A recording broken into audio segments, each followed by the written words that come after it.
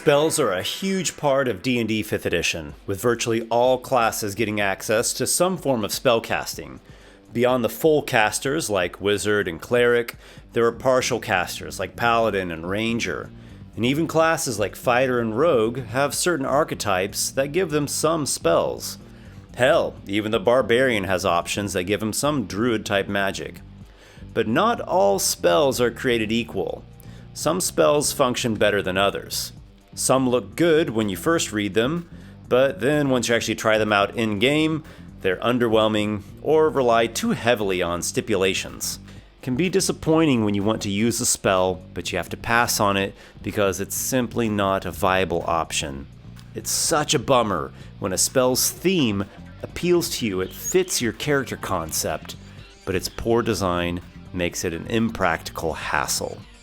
In this video, I'm going to point out a number of spells in 5e that unfortunately are not so great, and instead of merely lamenting their design flaws, we'll take a look at how you can easily improve them.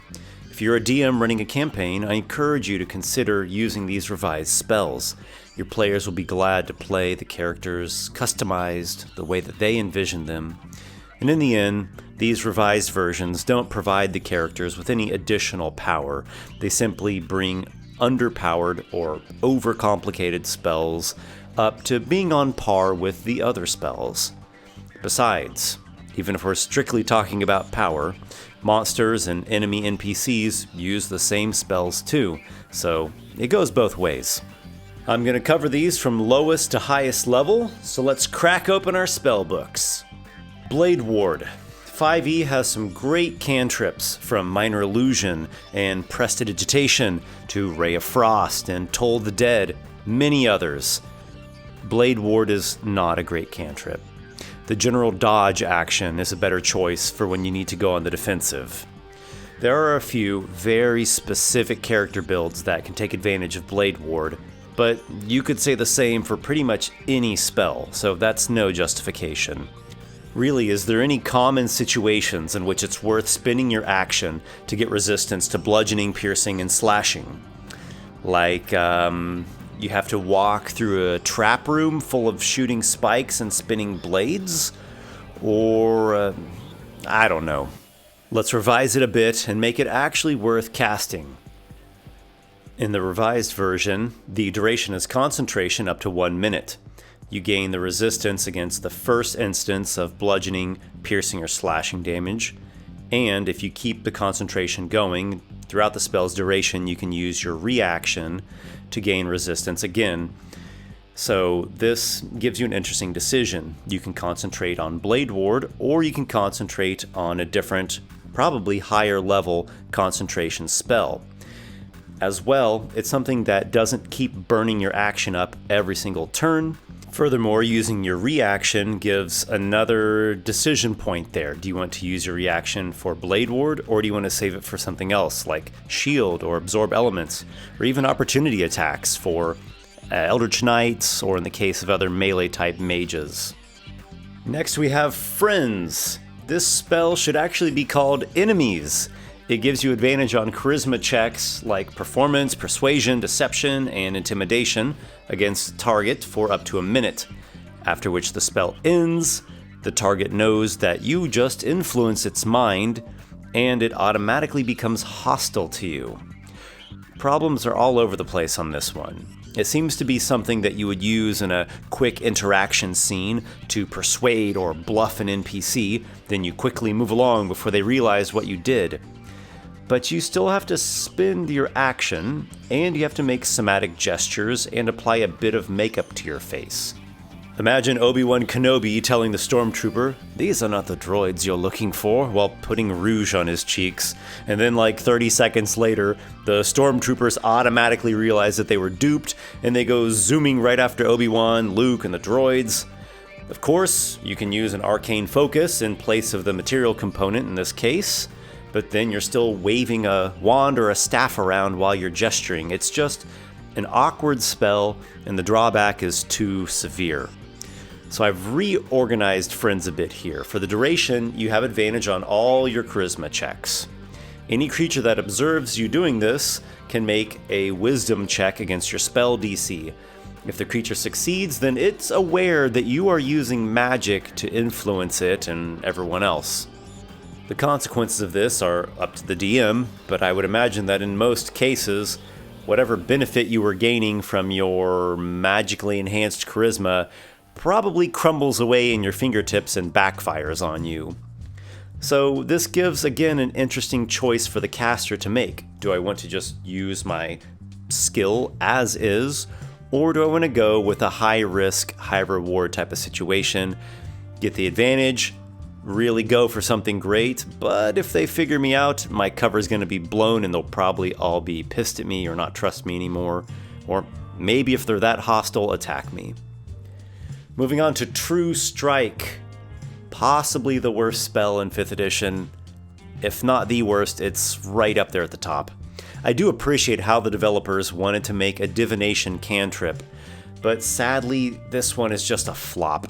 There are very, very few specific situations in which True Strike can be viable. In 99% of cases, it plays out something like this. It's your turn, you cast True Strike, and you're thinking, next turn I'm going to attack with advantage, that's great. You wait for a whole round to pass, you get to your next turn, you attack with advantage, but you could have just attacked both turns and had 2 chances to have hit twice. Even worse, if you took damage while you were holding on to that True Strike concentration, you might have lost the spell. This spell is just disappointing and underwhelming. There are other ways to get advantage that are either easier or they provide other benefits.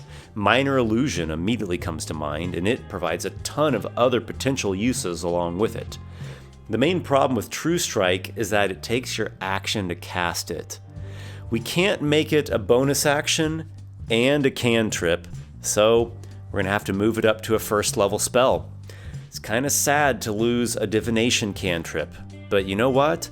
It's even sadder when no one uses it at all because of its poor design. So, oh well, True Strike had always been a 1st level spell before 5th edition anyhow. Now we have it as a bonus action, and until the end of your turn, you get advantage on your attack rolls against the target that you're choosing. As well, the target does not get any benefit from cover.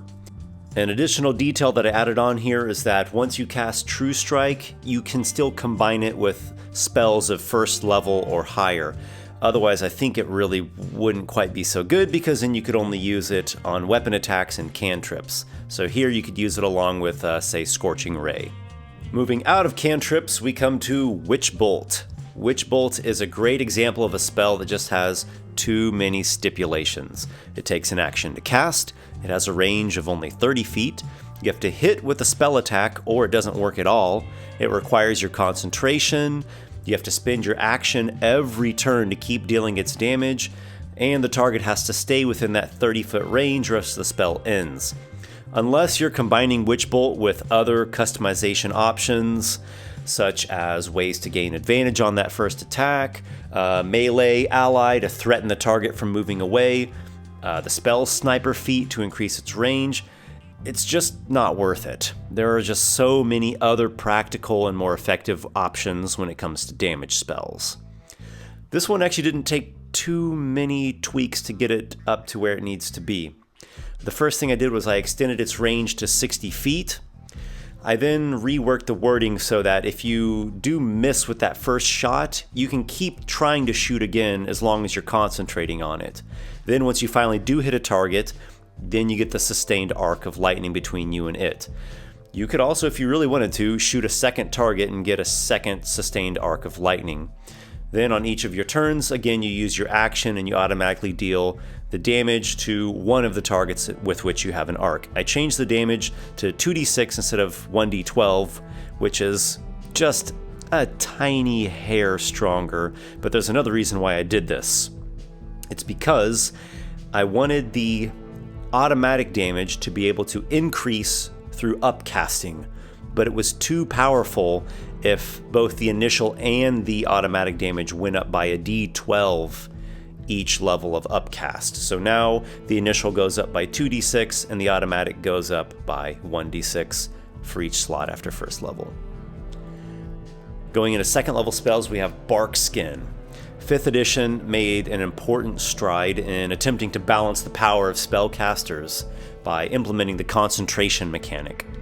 Sometimes concentration works, and sometimes, like in the case of Barkskin, it really doesn't. Imagine the druid who wants to fight in melee, like a druidic warrior, so he spends his action to get some decent AC. Not great AC, just somewhat decent-ish AC. Then he goes into melee, already underpowered compared to a fighter.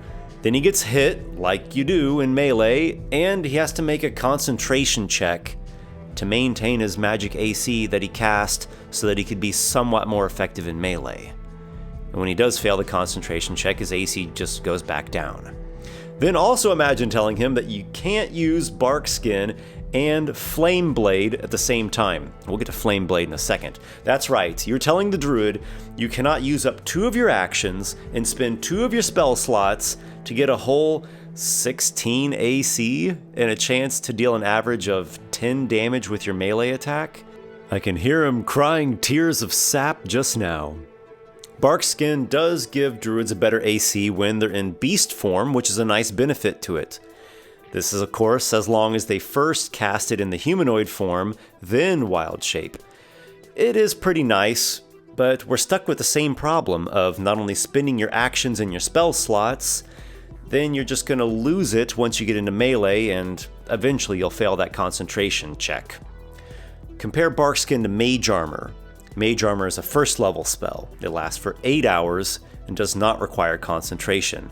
Provides an AC of 13 plus your dexterity bonus, which often works out to be a total of AC 15 or 16. Oh wait, you can use a shield on top of that. So increase that to AC 17 or 18 for shield users. Barkskin is a second level spell.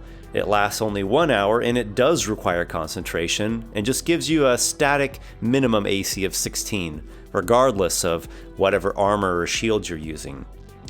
Well, a druid with a +2 dexterity bonus, hide armor, and a shield already has an AC of 16. A lot of the beast forms don't, but again, you're gonna lose it because you're in melee. By the chiefing butt cheeks of Sylvanas, this spell needs a reincarnation cast on it. So, here's what we've done. Simple fix. The duration still is 1 hour, but it does not require concentration. The creature that you cast Barkskin on gets +2 to its AC. That's it, its natural armor gets better. To make sure this doesn't get out of hand, the spell does stipulate that it can't cause the target's AC to get higher than 18. Now on to Find Traps. When you cast a spell called Find Traps, you would think that you would find traps. Instead, the spell merely tells you if there are any traps within 120 feet and the general nature of the trap, like pit trap, magic glyph, etc. I understand that the developers probably didn't want a low-level spell that just automatically trumped skill checks that you typically will use to find traps, but its effect ended up too underpowered. Most players just ignore this spell altogether. I think the spell will always be a situational one, but let's add some benefit to make it worth using. What I've done here is very simple. When you cast the spell, again, it tells you how many traps are present within 120 feet of you and the general nature of them. It does specify now that you can sense through wood or softer materials, up to 5 feet of stone, a foot of metal, or an inch of lead, and most importantly, for the spell's duration of 10 minutes, you have advantage on investigation and perception checks to locate traps. What a concept, right? Let's keep moving along. Flame Blade. I knew we'd get back to you sooner or later. This druid spell is pretty bad. It's why it rarely ever sees any usage. It's one of those spells that it seems like whoever developed it didn't actually sit down and really compare it with other spells, such as Flaming Sphere. Here's a hint. Flaming Sphere uses only your bonus action, rolls around at a range while you're still casting other spells, and does half damage on a failed save. Even the cantrip Shillelagh does just slightly less damage than Flame Blade, but it's at will and doesn't require concentration like this flaming turd. In general, concentration spells that are used in melee need to be quite potent to make them worth it, because you're going to have a hard time keeping your concentration going. On top of this is a simple fact that a druid in humanoid form in melee is not a great option due to mediocre AC and hit points. I think what we want to see with Flameblade is that if the druid spends his highest level spell slot, he should function as a viable secondary fighter. Removing the concentration was the main thing that fixed this one. Other than that, I made it to where the spell goes up by 1d6 of damage per spell slot of upcast, not per every 2. If we do the math, you'll see that this is in no way overpowered or too strong. You're still not going to be the same effectiveness as a fighter or a barbarian, but you'll still be a viable melee character, especially if you combine it with something like Barkskin. Next we move on to Ray of Enfeeblement. This is a spell that's actually not too far off, but its irritating shortcoming is that it only affects strength-based attacks. If your body became enfeebled, you can bet that you would suffer just as much trying to shoot a bow, or throw a javelin, or duel with a rapier. Extending the effect to dexterity-based attacks as well makes this often ignored spell more appealing and less situational. Moving up to 4th level spells, we come across Grasping Vine. Again, this spell is not a terrible one, but it's a bit underwhelming. It's a bonus action, which that's nice, but its range is quite limited, and all it does is pull a creature 20 feet. Sure, there are some situations in which this could be useful, but for a 4th level spell, I think we want something a little more than just a minor situational effect. I'd like to see it actually grapple a creature, as the name Grasping would suggest. So the 2 major changes here are that the vine not only pulls the target, but also grapples it. The target can escape using your spellcasting DC as the escape DC. The other update is that the vine now has an AC and hit points. This helps to balance it out some. It also explains how the vine could be taken out. I thought it was strange that the original version didn't actually note how strong the vine would be for enemies to attack it. Taking another jump up in level, we come to 6th level, Dra-Mija's Instant Summons. This is a spell that I really had to read and reread over and over. I kept feeling like I was missing something. The ability to recall an object into your hand from across the world or even another plane seems helpful. It's very situational, of course, but there has to be some great creative uses of this spell. But why is it 6th level? And why does it cost 1,000 GP Sapphire each casting? Also, it can just be dispelled with regular old dispel magic. I've been racking my brain and researching this one online. The spell takes 1 minute to cast, or 11 minutes as a ritual, so maybe you'll use it to steal or sabotage some item, or maybe a part of a larger contraption.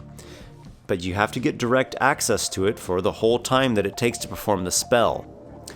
Maybe said item is under advanced guarding or magical protection, like you sneak into a lich's vault, but if you remove his phylactery, all kinds of magical wards and alarms will go off. So you cast instant summons on the thing, you leave, and then you later recall it into your hand. But of course the lich might just have instant summons on the phylactery too. I don't know, but I definitely spent way too long poring over this one. The spell in and of itself isn't bad. It's just that the high level and the expensive component really throws me off. It costs as much as Resurrection. Like, does it really cost the same to recall an item as it does to resurrect a creature that's been dead for up to a century? That doesn't seem right. The only update that I did to the spell was I moved it down to 5th level and lowered the component cost to a 500 GP Sapphire. Otherwise, have at it. Find some creative usages for instant summons. In 7th level spells, we come across Mordenkainen's Sword. With this spell, we are once again left puzzled as to how it could have been designed so poorly. It's worse than about any other option due to its low damage and the fact that you have to concentrate on it. In terms of combat spells with the duration, a wizard is going to pass right over this one. Instead, he's going to opt for something like Crown of Stars, Force Cage, Reverse Gravity, Sunbeam, Otto's Irresistible Dance. So let's modify Mordenkainen's sword somewhat and make it actually worth considering. The biggest change is just removing the concentration. The other change is increasing its damage a little bit. I moved it up to 4d10 instead of 3d10. It's still not an incredible amount of damage, but hey, after that first round of casting it, you're just using your bonus action on it. Also, I increased its speed just slightly from 20 feet to 30 feet. Makes sense to me, it should be a little faster than a Spiritual Weapon, which is a 2nd level spell. 9th level spells. Meteor Swarm, Foresight, Power Word Kill, Mass Heal, True Resurrection, Wish. Weird? What in the 9 hells? Why would a spell be called weird? That's weird. It really is weird, and the weirdest thing about it is how unimpressive it is. Its effect is identical to Phantasmal Killer, which, if you haven't noticed, doesn't directly kill targets anymore, though it does have an area of a 30-foot radius. Well, that's quite a big area of effect. But what is the effect? Each creature in the area must succeed on a wisdom saving throw or become frightened. Not running away panicked, dropping all held items like the 3rd level fear spell, just basic frightened. At the end of the target's turn, it repeats the save. If it fails, it takes 4d10 psychic damage. So, potentially it's quite strong over time against a large group of weaker enemies. Is this really what you want out of a 9th level spell? Lead designer Mike Merles was asked why Weird is underpowered compared to other 9th level spells, to which he replied that if Weird gets combined with an effect that debuffs enemies' wisdom saves, it can be devastating. Well, sure, that's what combos are. You combine 2 things and make a stronger thing. And I would certainly hope that if you comboed a 9th level spell, the effect would be devastating. Though, I'm trying to think what actually exists that would debuff the wisdom saves of a big group of enemies. The only thing that I can think of is if this whole army of enemies had 3 levels of exhaustion. So, the weird spell combos with Sickening Radiance? After the enemies have been in the Radiance and failed their saves for 3 rounds? Wouldn't they just be dead by then? Yeah, weird sucks. A 9th level spell shouldn't have to rely on some combo. It should be amazing on its own merit. The change that I've implemented here is with the fear effect. Whenever a creature fails the save and it becomes frightened, it also drops whatever it's holding, like with the fear spell. And similar to that spell as well, while a creature is frightened, the only actions it can take are dash or dodge. That feels much more like a 9th level spell. In fact, for a moment there I debated about making the targets actually paralyzed with fear. But who knows, maybe that's a little too strong even for 9th level. So those are the spells that I was able to find that really struck me as either underpowered or just too complicated to use them reliably. Do you think that I missed any? I almost included Crown of Madness and Eyebite in this, but I couldn't quite justify it. Let me know in the comments if there's a spell that just doesn't work for you. I'm also posting a free PDF on my Patreon page of all these revised spells, so you're welcome to download it and use them in your own games. The link is down there in the video description. While you're there, consider becoming a patron of mine. Your support not only helps my channel grow, but I also create monthly rewards that my patrons get access to. You have my gratitude for gazing through your scrying mirror upon my channel. Be welcome. Feel free to stay whilst the bard weaves many a tale. Until we meet again, my brave companions, may your adventures be many.